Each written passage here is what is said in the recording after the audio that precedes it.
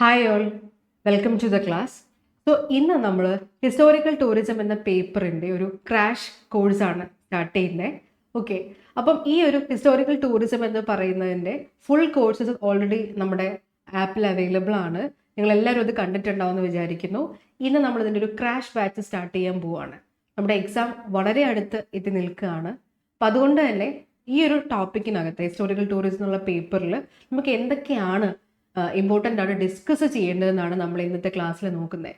Okay, അപ്പോൾ 8 യൂണിറ്റുകളാണ് നമുക്ക് ഈ ഒരു പേപ്പറിൽ പഠിക്കാനുള്ളത്. 4 ബ്ലോക്കുകളായിട്ടാണ് ഈ 8 യൂണിറ്റുകൾ ഉള്ളത്. ഓരോ ബ്ലോക്കിലും 2 യൂണിറ്റുകൾ വീതം. സോ നമ്മളൊരു വെറും ഒരു 15 മിനിറ്റിൽ നമ്മളിതിൻ്റെ ഒരു സമ്മപ്പ് ചെയ്ത് പ്രധാനപ്പെട്ട കാര്യങ്ങളെല്ലാം നമ്മൾ ഡിസ്കസ് ചെയ്യാൻ പോവുകയാണ്. എക്സാം പോയിന്റ് ഓഫ് വ്യൂവിൽ നിങ്ങളിത് കൃത്യമായിട്ട് ഓർത്തിരിക്കുക, പ്രോപ്പറായിട്ട് റിവൈസ് ചെയ്യുക.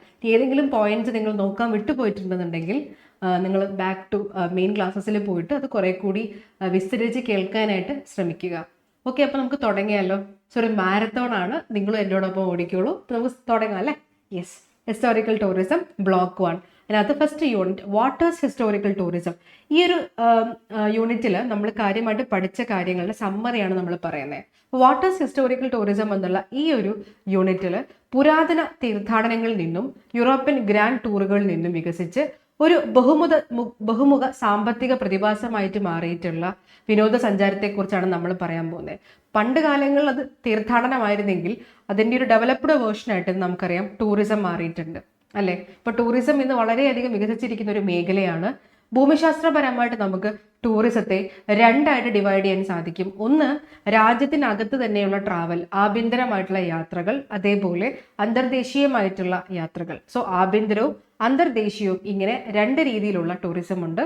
യാത്രാ ഉദ്ദേശത്തിന്റെ അടിസ്ഥാനത്തിൽ വിനോദം, സാംസ്കാരികം, മതം, വന്യജീവി, സാഹസികം, ഇക്കോ, സുസ്ഥിരം, മെഡിക്കൽ ടൂറിസം, ഇങ്ങനെ ടൂറിസത്തെ എന്താണ് യാത്രയുടെ ഉദ്ദേശം എന്നതിൻ്റെ അടിസ്ഥാനത്തിൽ 8ആയിട്ട് പല രീതിയിൽ തരംതിരിച്ചിട്ടുണ്ട്. വിനോദത്തിന് വേണ്ടി, അല്ലെങ്കിൽ സാംസ്കാരിക ആവശ്യങ്ങൾക്ക് വേണ്ടി, മതപരമായിട്ടുള്ള ആവശ്യങ്ങൾക്ക് വേണ്ടി, ഇങ്ങനെ പല ആവശ്യങ്ങൾ എന്തിനെ ആശ്രയിച്ചിരിക്കുന്നു എന്നതിനനുസരിച്ച്, അതിൻ്റെ ഉദ്ദേശത്തിനെ അനുസരിച്ച് ടൂറിസത്തെ നമ്മൾ വിവിധ വിഭാഗങ്ങളായിട്ട് ക്ലാസിഫൈ ചെയ്തിട്ടുണ്ട്.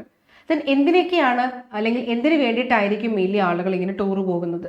ഒന്ന്, മേ ബി വിദേശത്തു നിന്നുള്ള പണം നേടാനായിട്ടായിരിക്കും, വിദേശ നാണ്യം നേടാനായിരിക്കും, മേ ബി തൊഴിലവസരങ്ങൾ സൃഷ്ടിക്കാനായിട്ടായിരിക്കും, സോ അടിസ്ഥാന സൗകര്യം വികസിപ്പിക്കാനായിട്ടായിരിക്കും. അപ്പോൾ ടൂറിസത്തിന്റെ ഇഫക്റ്റുകൾ അല്ലെങ്കിൽ അതിനെ കൊണ്ടുണ്ടാവുന്ന മാറ്റങ്ങൾ എന്ന് പറയുന്നത് ആക്ച്വലി നിരവധിയാണ്. അപ്പോൾ ഒരു രാജ്യത്തിനെ സംബന്ധിച്ചിടത്തോളം ടൂറിസം ഒരുപാട് വിദേശ നാണയങ്ങൾ അല്ലെങ്കിൽ വിദേശ നാണ്യം നമുക്ക് നേടിത്തരുന്ന ഒരു കാര്യമാണ് അല്ലേ. കാരണം ടൂറിസ്റ്റുകൾ ഇന്ത്യയിലോട്ട് വരുന്ന സമയത്ത് വലിയ രീതിയിലുള്ള ഒരു വരുമാനം ഇന്ത്യക്ക് ഉണ്ടാവും.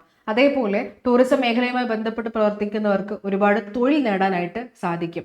മാത്രമല്ല, നമ്മുടെ രാജ്യത്ത് അടിസ്ഥാന സൗകര്യങ്ങൾ വികസിക്കാനും ടൂറിസം ഒരു പ്രധാനപ്പെട്ട കാരണമാണ്. സോ നമ്മുടെ സാമ്പത്തിക വളർച്ചയുടെ തന്നെ വളരെ അടിസ്ഥാനമായിട്ടുള്ള ഒരു കാര്യമാണ് ടൂറിസം എന്ന് പറയുന്നത്. വിദേശ കുത്ത കമ്പനികളിലേക്കുള്ള സാമ്പത്തിക ചോർച്ച പക്ഷെ ടൂറിസത്തിന്റെ വലിയ പോരായ്മയാണ്. ടൂറിസ്റ്റുകൾ വരുന്നുണ്ടെങ്കിലും അതിൽ നിന്ന് കൂടുതൽ ലാഭം ഈടാക്കുന്നതും വിദേശ കമ്പനികളൊക്കെയാണ്. അതേസമയം ടൂറിസം ഒരു പ്രദേശത്തിന്റെ വിലക്കയറ്റത്തിന് കാരണമാവുന്നുണ്ട്. മാത്രമല്ല, ടൂറിസവുമായി ബന്ധപ്പെട്ട് കിടക്കുന്ന തൊഴിലാളികൾക്ക് ചില പ്രത്യേക കാലഘട്ടങ്ങളിൽ മാത്രമേ തൊഴിൽ ലഭിക്കുന്നുള്ളൂ. ഏത് മാസമാണോ ടൂറിസ്റ്റുകൾ കൂടുതലായി എത്തുന്നത് ആ മാസങ്ങളിൽ മാത്രമേ ചില ആളുകൾക്ക് തൊഴിൽ ലഭിക്കുന്നുള്ളൂ. മറ്റുള്ള മാസങ്ങളിലെല്ലാം അവർ തൊഴിലില്ലായ്മ അനുഭവിക്കുന്ന ആളുകളാണ്. ദെൻ തദ്ദേശവാസികളുടെ കുടിയൊഴിപ്പിക്കൽ ടൂറിസവുമായി ബന്ധപ്പെട്ടിട്ടുള്ള ഒരു പ്രതികൂലമായിട്ടുള്ള ഒരു അവസ്ഥയാണ്.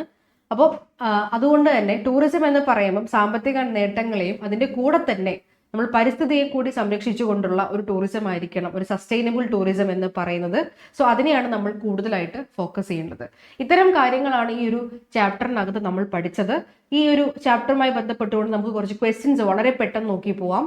What is the primary purpose of tourism? ടൂറിസത്തിന്റെ പേർപ്പസ് എന്താണ്? Primary purpose to spend time away from home for recreation, relaxation and pleasure അല്ലെ. വീട്ടിൽ നിന്ന് മാറി നിൽക്കുന്ന കുറച്ച് സമയം എന്തിനു വേണ്ടിയിട്ടാണ്? റിക്രിയേഷൻ, റിലാക്സേഷൻ ആൻഡ് പ്ലഷറിന് വേണ്ടിയിട്ട് കുറച്ച് സമയത്തിന് വേണ്ടിയിട്ടാണ് നമ്മൾ യാത്രകൾ പോകുന്നത്. ഇനിയോ രണ്ടാമത്തെ ചോദ്യം നോക്കിയേ. Yes, what is the main difference between international and domestic tourism? International ടൂറിസവും ഡൊമസ്റ്റിക് ടൂറിസവും തമ്മിലുള്ള വ്യത്യാസം എന്താണ്? ഇന്റർനാഷണൽ ടൂറിസം എന്ന് പറയുമ്പോൾ നമുക്ക് അവിടെ എന്ത് വേണം? പാസ്പോർട്ടും അതേപോലെ നമ്മുടെ നാണയങ്ങൾ കറൻസി കൺവേർട്ട് ചെയ്യണം. അപ്പോൾ അമേരിക്കയിലോട്ട് ടൂർ പോകുമ്പോൾ ഇന്ത്യൻ റുപ്പിയായിട്ട് പോകാൻ പറ്റുമോ? ഇല്ല, ഡോളറിലോട്ട് കൺവേർട്ട് ചെയ്തിട്ടേ നമുക്ക് പോകാനായിട്ട് പറ്റുകയുള്ളൂ. ഇനി which historical period marked the origin of modern tourism? ആധുനിക ടൂറിസത്തിന്റെ ആരംഭം ഏത് നൂറ്റാണ്ടിലാണ്? 17-ാം നൂറ്റാണ്ടിലാണ് ആധുനിക ടൂറിസത്തിന്റെ ആരംഭം എന്ന് പറയുന്നത്. ഇനി എന്താണ് കൾച്ചറൽ ടൂറിസത്തിന്റെ main focus?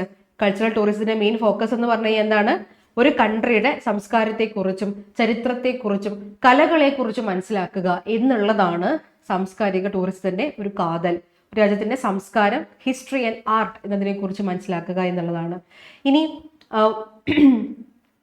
Which type of tourism involves visiting places of religious significance? മതപരമായ പ്രാധാന്യമുള്ള സ്ഥലങ്ങൾ സന്ദർശിക്കുന്നത് എന്ത് ടൂറിസമാണ്? എന്ത് ടൂറിസമാരും നമ്മൾ പഠിച്ചതാണ് അല്ലെ? റിലീജിയസ് ടൂറിസം അല്ലെങ്കിൽ പിൽഗ്രിം ടൂറിസം, തീർത്ഥാടനം എന്നൊക്കെ നമ്മൾ പറയുന്നത് ഇതിനെയാണ് അല്ലെ? റിലീജിയസ് ടൂറിസം എന്നാണ് ഇത് അറിയപ്പെടുന്നത്. What is primary goal of eco tourism? Eco ടൂറിസത്തിന്റെ പ്രധാന ലക്ഷ്യം എന്താണ്? To protect natural areas and benefit local communities അല്ലെ? നാച്ചുറൽ ഏരിയാസ് ഒക്കെ പ്രൊട്ടക്ട് ചെയ്യുക, ലോക്കൽ കമ്മ്യൂണിറ്റീസിനൊക്കെ ഒരു ബെനിഫിറ്റ് ഉണ്ടാക്കി കൊടുക്കുക. Then 7th question, what is the significant economic impact of tourism? ടൂറിസത്തിന്റെ ഏറ്റവും പ്രധാനപ്പെട്ട സാമ്പത്തികമായിട്ടുള്ള ഇമ്പാക്റ്റ് എന്താണ്? കൂടുന്ന എംപ്ലോയ്മെന്റ് ഓപ്പർച്യൂണിറ്റീസ് അല്ലെ? ടൂറിസവുമായി ബന്ധപ്പെട്ട് ഒരുപാട് ആളുകൾക്ക് തൊഴിൽ ലഭിക്കും, അതേപോലെ മെച്ചപ്പെട്ട ഇൻഫ്രാസ്ട്രക്ചർ അല്ലെ? റോഡ് ഗതാഗതമൊക്കെ വികസിക്കാനും അത് കാരണമാവാറുണ്ട്. Then what right any 2 types of soft adventure activity? അഡ്വഞ്ചറിനെ നമുക്ക് എത്രത്തോളം കഠിനമാണ് എന്നതിന്റെ അടിസ്ഥാനത്തിൽ ഹാർഡ് അഡ്വഞ്ചർ അതേപോലെ സോഫ്റ്റ് അഡ്വഞ്ചർ എന്ന് ഡിവൈഡ് ചെയ്യാൻ പറ്റും. സോ 2 ടൈപ്പ് ഓഫ് അഡ്വഞ്ചർ ആക്ടിവിറ്റിയാണ്. സോഫ്റ്റ് അഡ്വഞ്ചർ ആക്ടിവിറ്റിയാണ് hiking and biking. Hiking and biking ആണ് soft adventure activity. Negative impact of tourism on local economy? Local എക്കണോമിയിൽ ടൂറിസത്തിന്റെ നെഗറ്റീവ് ഇമ്പാക്ട് എന്താണ്? സാധാരണക്കാർക്ക് നാട്ടിൻപുറത്തുള്ള സാധനങ്ങൾക്ക് വില കൂടും. കാരണം ആ പ്രദേശത്ത് ടൂറിസം ഡെവലപ്പ് ചെയ്യുമ്പോൾ ടൂറിസ്റ്റുകളെ കേന്ദ്രീകരിച്ചുകൊണ്ട് സാധനങ്ങൾക്ക് വില കൂട്ടും. അതുകൊണ്ട് ആ പ്രദേശത്തുള്ള തദ്ദേശീയരായ ആളുകൾക്ക് ഈ വലിയ വില കൊടുത്ത സാധനങ്ങൾ മേടിക്കേണ്ടി വരും. ഇനി last question, what is the term four tourism focus on natural conservation? പ്രകൃതിയെ സംരക്ഷിച്ചുകൊണ്ടുള്ള ടൂറിസം അറിയപ്പെടുന്നത് എന്താണ്? Echo tourism. എക്കോ ടൂറിസം എന്നാണ് പ്രകൃതിയെ സംരക്ഷിച്ചുകൊണ്ടുള്ള ടൂറിസം അറിയപ്പെടുന്നത്. ഇനി അഡ്വഞ്ചർ ടൂറിസത്തിന്റെ 2 എക്സാമ്പിൾസ് ആണ് ഹാർഡ് അഡ്വഞ്ചർ ടൂറിസവും സോഫ്റ്റ് അഡ്വഞ്ചർ ടൂറിസവും. രണ്ടും തമ്മിലുള്ള വ്യത്യാസങ്ങൾ പറയാനാണ് ചോദിച്ചേക്കുന്നത് അല്ലെ? ഹാർഡ് അഡ്വഞ്ചർ എന്താണ്? സോഫ്റ്റ് അഡ്വഞ്ചർ എന്താണ്? അപകട സാധ്യത, കായിക ശേഷി, പ്രത്യേക നൈപുണ്യം എന്നിവ ഉൾപ്പെടുന്ന സഞ്ചാര രീതിയാണ് അല്ലെങ്കിൽ യാത്രാ രീതിയാണ് അഡ്വഞ്ചർ ടൂറിസം എന്ന് പറയുന്നത്. സോ ഉയർന്ന അപകട സാധ്യതയുള്ള ടൂറിസത്തെ ഹാർഡ് അഡ്വഞ്ചർ ടൂറിസം എന്ന് പറയുന്നു. കുറഞ്ഞ അപകട സാധ്യതയുള്ളവരെ സോഫ്റ്റ് അഡ്വഞ്ചർ ടൂറിസം എന്ന് പറയുന്നു.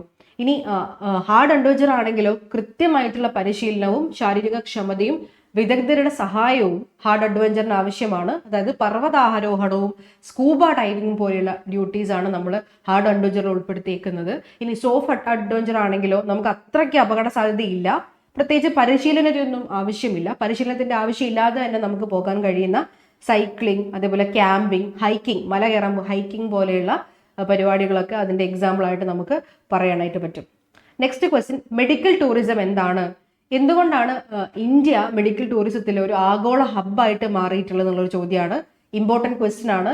ഒന്ന്, മികച്ച ചികിത്സയ്ക്കോ ശസ്ത്രക്രിയയ്ക്കോ വേണ്ടി സ്വന്തം രാജ്യം വിട്ട് വിദേശത്തേക്ക് യാത്ര ചെയ്യുന്ന രീതിയാണ് മെഡിക്കൽ ടൂറിസം എന്ന് പറയുന്നത്. എന്തുകൊണ്ടായിരിക്കും ഇന്ത്യയുടെ പ്രാധാന്യം വർദ്ധിക്കാനുള്ള കാരണങ്ങൾ? ഒന്ന്, കുറഞ്ഞ ചെലവ്. പാശ്ചാത്യ രാജ്യങ്ങളെ അപേക്ഷിച്ച് വളരെ കുറഞ്ഞ ചെലവിൽ ഇന്ത്യയിൽ ചികിത്സ ലഭ്യമാണ്. 2, മികച്ച നിലവാരം. അന്താരാഷ്ട്ര അംഗീകാരമുള്ള നിരവധി മികച്ച ആശുപത്രികൾ ഇന്ത്യയിലുണ്ട്. ഇനി മൂന്നാമതൊരു പ്രധാനപ്പെട്ട കാര്യം എന്ന് പറഞ്ഞു കഴിഞ്ഞാൽ സർക്കാരിന്റെ പിന്തുണയാണ്. വിദേശ രോഗികൾക്കായിട്ട് സർക്കാർ വിസ നടപടികളൊക്കെ വളരെ എളുപ്പത്തിലാക്കിയിട്ടുണ്ട്. മാത്രമല്ല ഈ വിസകളൊക്കെ നമുക്ക് എളുപ്പത്തിൽ ലഭ്യമാകുന്ന പല പദ്ധതികളും സർക്കാർ കൊണ്ടുവന്നതോടുകൂടി ഇന്ത്യയിലോട്ട് ഒഴുകിയെത്തുന്ന ടൂറിസ്റ്റുകളുടെ എണ്ണം, പ്രധാനമായിട്ട് മെഡിക്കൽ ആവശ്യങ്ങൾക്കായിട്ട് ഒഴുകിയെത്തുന്ന ടൂറിസ്റ്റുകളുടെ എണ്ണം വളരെയധികം വർദ്ധിച്ചിട്ടുണ്ട്. ഇത് നിങ്ങൾ നോക്കി വെക്കുക. ഇനി ഒരു 10 മാർക്ക് ക്വസ്റ്റ്യൻ ആണ്. ഒരു രാജ്യത്തിന്റെ സമ്പദ് വ്യവസ്ഥയെ സംബന്ധിച്ചിടത്തോളം വിനോദസഞ്ചാരം ഒരു ഇരുതള വാളാണ്. അതായത് വിനോദസഞ്ചാരത്തിന് ഒരുപാട് പോസിറ്റീവ് സൈഡും ഉണ്ട്, നെഗറ്റീവ് സൈഡും ഉണ്ട്. സോ എന്തൊക്കെയാണ് വിനോദസഞ്ചാരത്തിന്റെ പോസിറ്റീവ് സൈഡ് അതേപോലെ നെഗറ്റീവ് സൈഡ് നമുക്ക് നോക്കിയാലോ? വിനോദസഞ്ചാരത്തിന്റെ പോസിറ്റീവ് സൈഡ്, 1, വിദേശ നാണ്യം വൻതോതിൽ നേടിത്തരാൻ ഒരു പ്രധാനപ്പെട്ട കാരണമായിട്ട് ടൂറിസം മാറുന്നുണ്ട്. മാത്രമല്ല ഒരുപാട് തൊഴിലവസരങ്ങൾ സൃഷ്ടിക്കാനായിട്ട് നമ്മുടെ ടൂറിസം സാധിക്കുന്നുണ്ട്. ഒരുപാട് തൊഴിലവസരങ്ങൾ സൃഷ്ടിക്കാറുണ്ട്. കാരണം ഈ ടൂറിസം മേഖലയുമായി ബന്ധപ്പെട്ട ആളുകൾക്കെല്ലാം ജോലി എളുപ്പത്തിൽ ലഭിക്കാനായിട്ട് ടൂറിസം സഹായിക്കുന്നു. സർക്കാർ വരുമാനം കൂടുന്നു, കാരണം ടോള്, ടാക്സ്, പ്രവേശന ഫീസ്, ബിസിനസ് നികുതികൾ എന്നിവയിലൂടെ സർക്കാരിന് വലിയ ലാഭം ഉണ്ടാക്കാനായിട്ട് സാധിക്കുന്നുണ്ട്. നെക്സ്റ്റ് അടിസ്ഥാന സൗകര്യ വികസനം. വിമാനത്താവളങ്ങൾ, റോഡുകൾ തുടങ്ങിയ അടിസ്ഥാന സൗകര്യങ്ങൾ ടൂറിസം ഡെവലപ്പ് ആവുന്നതോടെ ഡെവലപ്പ് ആവാൻ ചാൻസ് ഉണ്ട്. ഇനി എന്തൊക്കെയാണ് ടൂറിസത്തിന്റെ നെഗറ്റീവ് ഇമ്പാക്ട്സ്? ടൂറിസം കാരണം ഉണ്ടാവുന്ന നെഗറ്റീവ് ഇമ്പാക്ട്സ് എന്തൊക്കെയാണ്? ഒന്ന്, വിദേശ കുത്തക കമ്പനികളുടെ കടന്നുകയറ്റം കാരണം ടൂറിസത്തിൽ നിന്നുള്ള ലാഭത്തിന്റെ വലിയൊരു വിഹിതം ഇതേപോലെ വികസിത അല്ലെങ്കിൽ വിദേശ കുത്തക കമ്പനികളിലേക്ക് പോകുന്നതോടുകൂടി നമുക്ക് ലഭിക്കേണ്ട ലാഭം മുഴുവനായിട്ട് നമുക്ക് ലഭിക്കുന്നില്ല. അത് മറ്റു രാജ്യങ്ങളിലോട്ട് തിരികെ പോകുന്ന ഒരു സാഹചര്യമുണ്ട്. ഇനി മറ്റൊന്ന് വിലക്കയറ്റമാണ്. വിനോദസഞ്ചാരികളുടെ വരവോടെ സാധനങ്ങൾക്കും ഭൂമിക്കും വില വർദ്ധിക്കുന്നത് തദ്ദേശീയർക്ക് വലിയ തോതിൽ ബുദ്ധിമുട്ടുണ്ടാക്കുന്നുണ്ട്. മാത്രമല്ല, സീസണൽ തൊഴിലില്ലായ്മ. വിനോദസഞ്ചാരം പ്രധാനമായിട്ടും സീസണുകളെ ആശ്രയിച്ചാണ് അല്ലെ. ചിലപ്പോൾ നല്ല സീസൺ ആകുമ്പോൾ നല്ല കച്ചവടം ഉണ്ടാവും. ഇനി സീസൺ അല്ല എന്നുണ്ടെങ്കിൽ തൊഴിലാളികൾക്ക് വരുമാനം ഇല്ലാതാവുന്ന ഒരു സാഹചര്യവും ഉണ്ടാവുന്നുണ്ട്. മറ്റൊന്ന് കുടിയൊഴിപ്പിക്കലാണ്. അതായത് ഇങ്ങനെ റിസോർട്ടുകളും വിമാനത്താവളങ്ങളും മറ്റും നിർമ്മിക്കാനായിട്ട് ഭൂമി എടുക്കുന്ന സമയത്ത് തദ്ദേശീയരായിട്ടുള്ള ആളുകൾ പലപ്പോഴും അവിടുന്ന് കുടിയൊഴിപ്പിക്കപ്പെടാറുണ്ട്. സോ ഇതൊക്കെയാണ് ഈ പറയുന്ന പ്രതികൂലമായിട്ടുള്ള ടൂറിസത്തിന്റെ ഇമ്പാക്റ്റുകൾ എന്ന് പറയുന്നത്. ഈ 10 മാർക്കിന്റെ ചോദ്യം വളരെ ഇമ്പോർട്ടൻ്റ് ആണ്, മിക്കവാറും ചാൻസ് ഉണ്ട്. അതുകൊണ്ട് തന്നെ നിങ്ങളത് കൃത്യമായിട്ട് ഓർത്തിരിക്കുക.